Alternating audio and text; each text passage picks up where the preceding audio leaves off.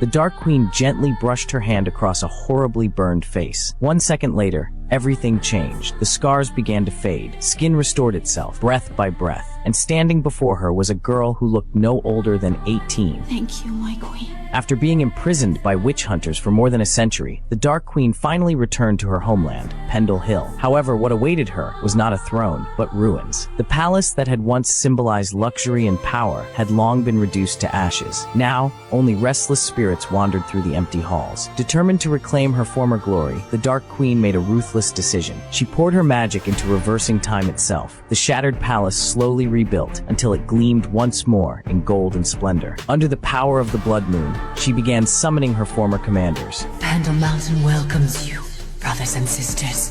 Your queen has returned. The first to answer the call was her most trusted general, the Black Dragon Knight. His strength was so overwhelming that no one had ever truly seen his real form. To celebrate the Queen's return, he presented his elite Iron Knights as tribute. The Dark Queen turned her gaze toward the Black Dragon. She knew this was the moment to establish her authority. So during the inspection of her troops, one soldier made a fatal mistake. He dared to steal a glance at her. That single look sealed his fate. With one powerful swing of her tail, the Dark Queen made her strength undeniable. Your finest assassins? You may keep them. Soon after, more commanders arrived one by one. The lightning-fast Panther Girl, the 100-armed sword demon, Hadra. Without exception, they all knelt before the Queen, awaiting her command. Yet despite the growing ranks, one familiar figure was missing, her most loyal warrior, the desert giant bear, Ulrag. At first, she assumed he had simply been delayed by food, until her servants revealed the truth. Ulrag had been captured by humans and burned alive. Upon hearing this, the Dark Queen's fury erupted. Therefore, to avenge her fallen warrior, she dispatched 5 of her strongest generals with a single order: erase an entire human city. Moments later, 6 spheres of dark energy came crashing down. Instantly, the city gates were blown apart. From that moment on, the city's fate was sealed. Hell is here!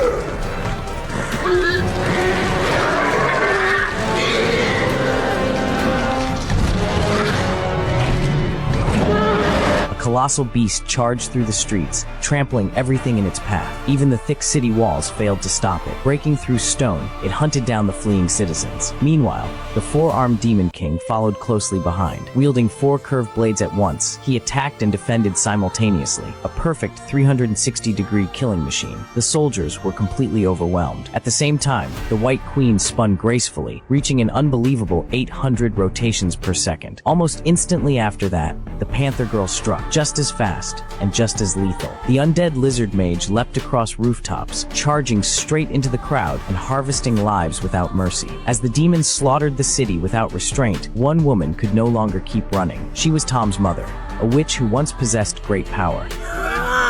Summoning all her remaining strength, she controlled a trident and pinned the lizard mage to a wooden stake. Then, without hesitation, she picked up a wand and drove it straight into his vital point. The dying scream echoed across the battlefield. A witch defends the city. Hearing it, the Dark Queen arrived almost instant. Unfortunately, the witch was no match for her. Within moments, she was reduced to ashes scattered across the air. Half an hour later, the entire city had been transformed into a sea of flames. At the same time, elsewhere, 3 witch hunters found themselves under attack. Without warning, the ground split apart. Their carriage was hurled violently into the air. From beneath the earth, a massive shapeshifter slowly emerged.